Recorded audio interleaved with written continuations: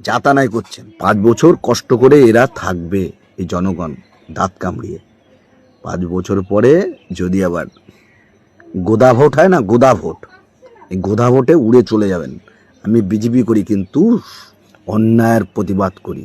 শুভেন্দুবাবু, আপনি যতগুলো প্রতিশ্রুতি দিয়েছেন তা একটাও করেছেন? আমার ভিডিওগুলো শেয়ার করবে, আমি ভিউজ কামানোর জন্য আসেনি। শুনে রাখো আমার ফেসবুক বন্ধুরা, সত্যি কথা তুলে ধরছি, ঠিক আছে? এই বিজেপি পার্টিটা করেছিল ভিক্টর ব্যানার্জি বহুত দিন আগে, সিপিএমের আমলে অনেক ভোট পেয়েছিল কিন্তু হেরে গেছিল। তার ফল কি? ওনার চলে যেতে হয়েছিল রাজ্য থেকে।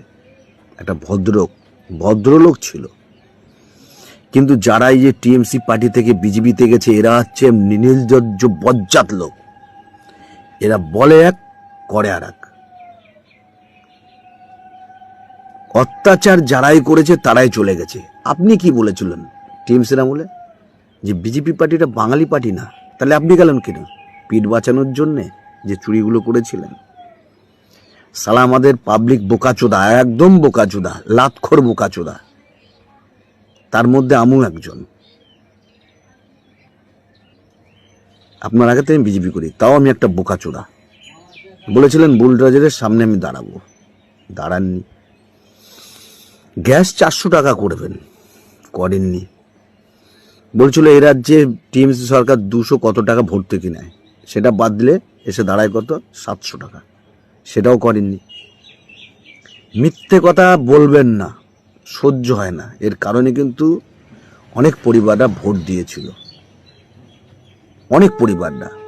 এই যে হকাররা আপনাদের ভোট দেয়নি, যারা দোকান করেছে তারা ভোট দেয়নি, নালে বাল আপনি আসলেন কি করে?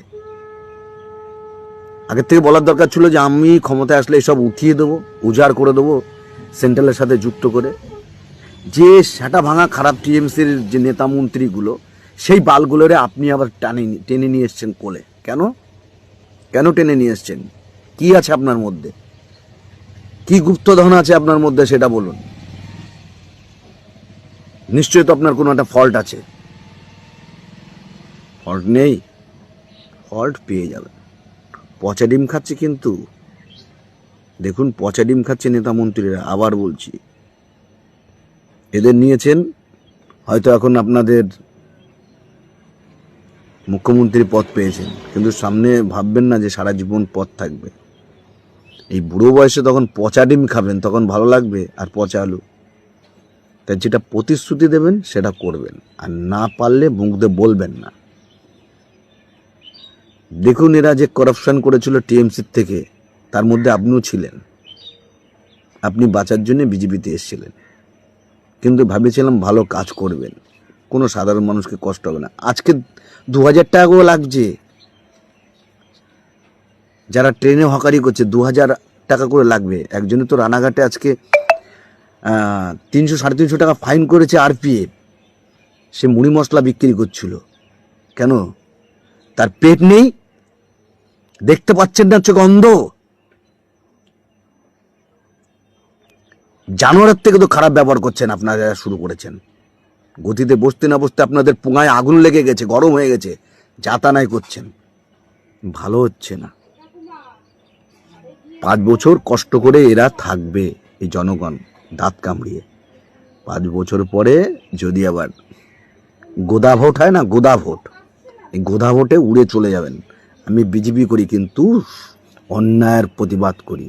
সিপিএম করেছে অন্যায় প্রতিবাদ করেছি, টিএমসি করেছে অন্যায় করেছি, প্রতিবাদ করেছি। এখন আপনি অন্যায় করছেন, প্রতিবাদ করব। আর আমার ফেসবুক বন্ধুরা ভিডিওটা প্রচুর শেয়ার করো, প্রচুর ফলো করো। কেন? আমি তো মানুষ, আমি প্রতিবাদ করি, লোকে জানুক। বিনা কারণে কাউকে ধরে নিয়ে জেল দিচ্ছে, সেটাও দেখছি। হুমায়ুন কবির ডাইরেক্ট বলছে সেটা ভাঙা মার দেবো মুখ্যমন্ত্রীর, কিছু করতে পারিনি। একটা ইউটিউবার খালি ছোট্ট একটা ভিডিও বানিয়েছিল ডোমকলের, তাকে রাত্রিবেলা পুলিশ ধরে নিয়ে গেল। সত্যি কথা বলেছে বলে তাই না?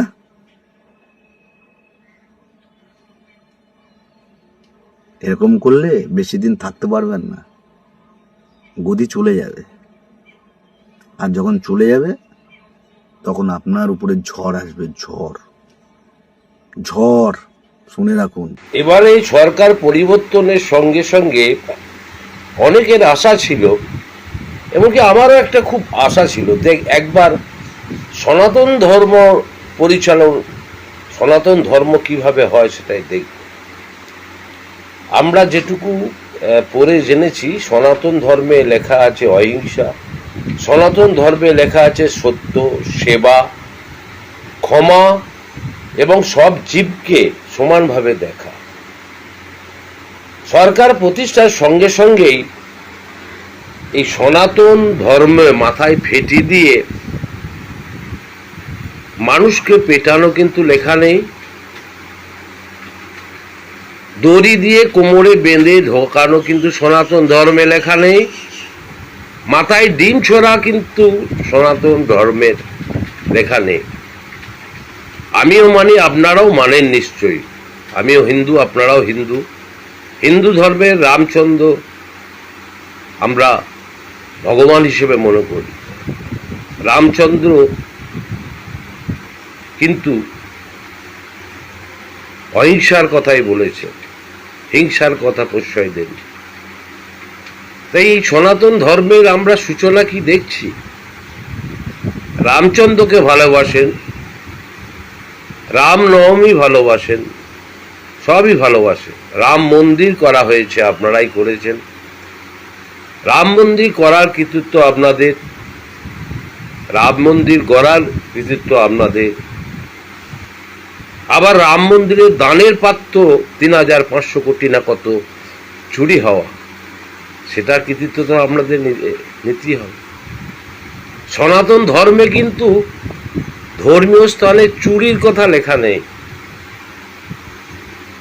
কে কোথায় টাকা নিচ্ছে তাদেরকে পিটিয়ে আদায় করা, তাদেরকে ডিম ছোড়া, তাদেরকে লাঠি পেটানো। ৩,৫০০ কোটি টাকা তো থক থক বেরিয়ে যাচ্ছে। ওই একবার সনাতন ধর্মকে মেনে সে চোরগুলোকে বার করুন, তবেই জানবো যে সনাতন ধর্ম আপনারা মানেন। শুরুতেই বিনাশকালের সূচনা করা খুবই মুশকিল, খুবই বিপজ্জনক। কিছু মানুষকে কিছু সময়ের জন্য বোকা বানানো যায়, কিছু দিনের জন্য বোকা বানানো যায়, কিন্তু সব সময়ের জন্য বোকা বানানো যায় না। যার যার বেরিয়ে যাওয়ার ইচ্ছা আছে প্লিজ চলে যান। অনেস্টলি বলছি, বিশ্বাস করুন, কারণ আমরা খুব ভালোবাসি তো দলটাকে। আর আবারও বলছি, আমরা তো নেতা নই, আমরা সামান্য কর্মী বা সামান্য সমর্থক, সেইটুকুর জন্য। যাদের যাদের যেখানে যাওয়ার ইচ্ছা আছে, ভালো তৃণমূল হওয়ার ইচ্ছা আছে, বিক্ষুব্ধ তৃণমূল হওয়ার ইচ্ছা আছে, তারপরে কি এনসিপিআই না কি সব আডভার্ট জিনিসপত্র, যেখানে যার যেখানে যাওয়ার ইচ্ছা আছে ভাই চলে যান।